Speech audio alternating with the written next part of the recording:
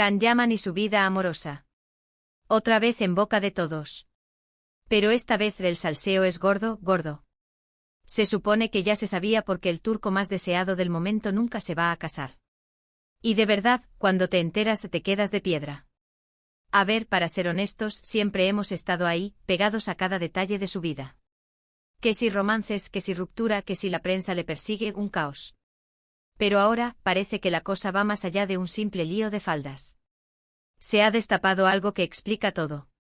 Muchos decían que era por su carrera, que estaba centrado en Hollywood, que el matrimonio era un impedimento para volar tan alto.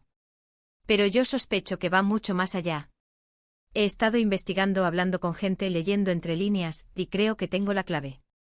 Resulta que, según me llega, Can Yaman tiene un miedo escénico, pero no a los escenarios sino al compromiso.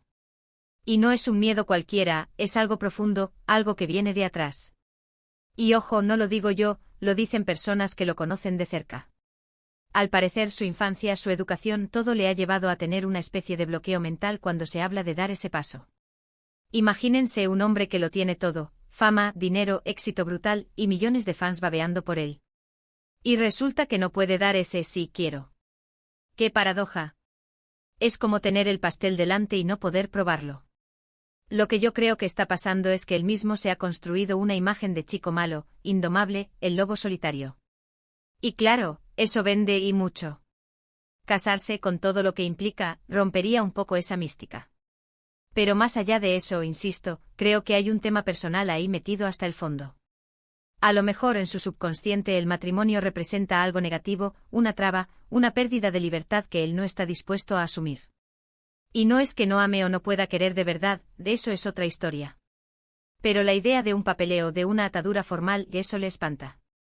Piénsenlo, ¿cuántas veces lo hemos visto en relaciones que parecían serias y de repente, zas, adiós muy buenas?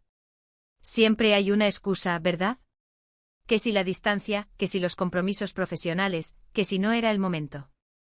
Pero si la razón de fondo es este miedo al matrimonio, todo encaja a la perfección.